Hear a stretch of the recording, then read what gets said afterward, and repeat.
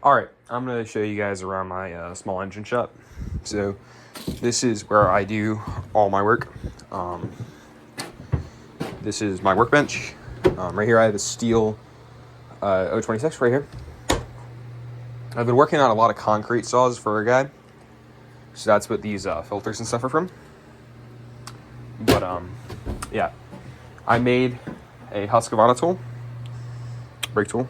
So I can fix the brakes. I keep all my Hart tools on the wall, and then in my pack out I have this top one, which is all brand new parts that I've never touched a saw. I use old parts too. That's what's in this, like, I don't know what this would be called, but it's what's in these drawers and stuff like that. I have like spark plugs in here, stuff like that.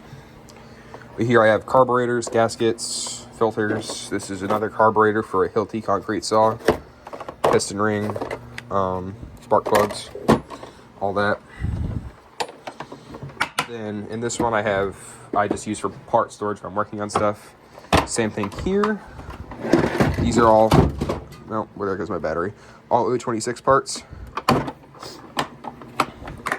In here I keep all of my Milwaukee tools. I have M18 impact, the rest are M12, die grinder, M12 impacts. This is like a belt sander and electric ratchet.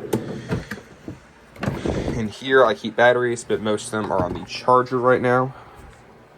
So, yes. In here I have these adjustable wrenches and wire strippers. Let's see, it's here. Move that. In here I keep some welding rods and my Dremel. I haven't grabbed some good bad. I didn't notice that till now. And in here I have a compression tester. Now back to the desk. Up here I have a ultrasonic cleaner to clean carburetors. As a matter of fact, I have one in there right now. Let me see if I can get it down without spilling. Alrighty. Now this has only been in for about half hour. That's what it looks like. Ooh. Already looks way better. Leave that set, but that's it. Now down here, I have my sockets. I have a rubber mallet. That was a container I would use to temporarily store gas. As you can see, it is not in the roll to graze condition no more. Here's all my liquid stuff. I also have a blowtorch here. This is Husqvarna bar and chain I'm selling with my Husqvarna bundle. Here's a Husky build out that I bought for 50 bucks, usually 100. I just keep small holes in there. And I toss a bunch of just random stuff in there. Dremel case, carb cleaner, engine starting fluid, bunch of 2-stroke oil, some propane, some WD-40. Stable. This is like a staple to have in your like kit. And then a gallon of VapoRust. This is what I use to clean my carburetors. That's actually what's in the ultrasonic cleaner now. More 2-stroke oil, gas. I have a blowtorch and I have a bottle bar and chain right there. And my sockets. Now moving up here, I have a first aid kit, which is this right here. Small engine book, right there. And then I have this little shop decoration I made for Halloween. It's kind of cold right now, so it's congealed, but it's like a lava lamp kind of thing. Up there, I have some vintage Oregon bars, some regular steel bars. They're all varying size. My chains, I have more here. My welding hood up there. I have a pulp hook here for logging and an apron. Moving over here, I have a bucket I use for cleaning. Now this, I had Scrub Daddy in. These are the best sponge to clean. I'll show you guys how to untangle a chain at the end of the video. Celsius can. I love Celsius. All these weed whackers right here are for sale right now. This one is for $70. Now normally I wouldn't list a Troy-Bilt for $70, but it has a bunch of attachments, stuff like that. Actually, this Cub Cadet one's not for sale. I fixed it for somebody.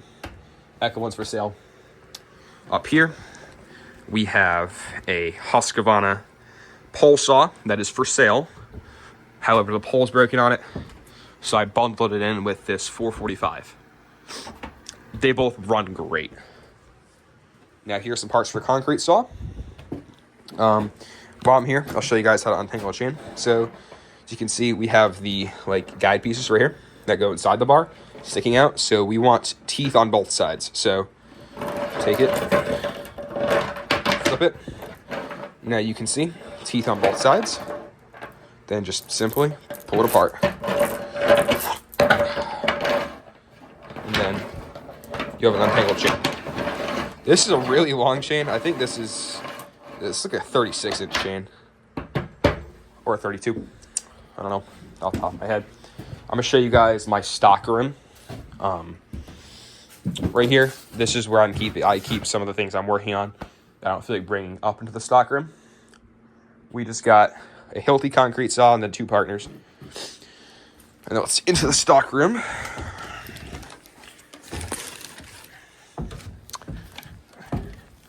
I keep my personal saws. I have a Homelite Super XL right there. I think, what is this? This is a Stihl MS 391. Then in that box, there's an EKFCS 3000 not rebuilt. Normally, I'd have everything labeled up here for parts, repair, selling, listed, whatever.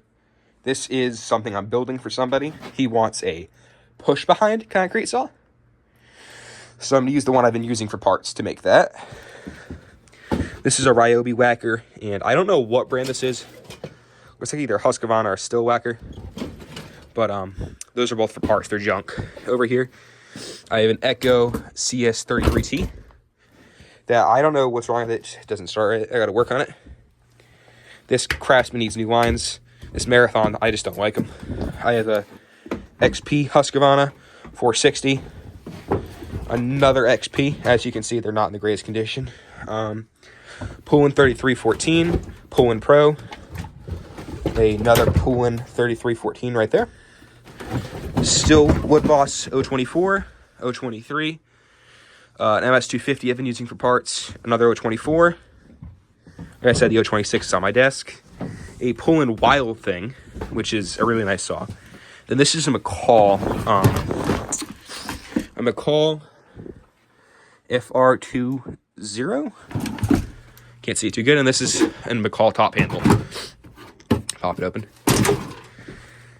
So, nothing's in amazing shape up here, except for some of my personal saws and a couple of the ones I have for sale. There's the 460 Rancher I have up here. That is, I need to fix it, but it's not a personal. I'm sorry, it is a personal. It's my, it was my grandfather's that he gave me. It just needs to be tuned. So, yeah, that is my stock room. And my collection, really. Yeah, that's about it.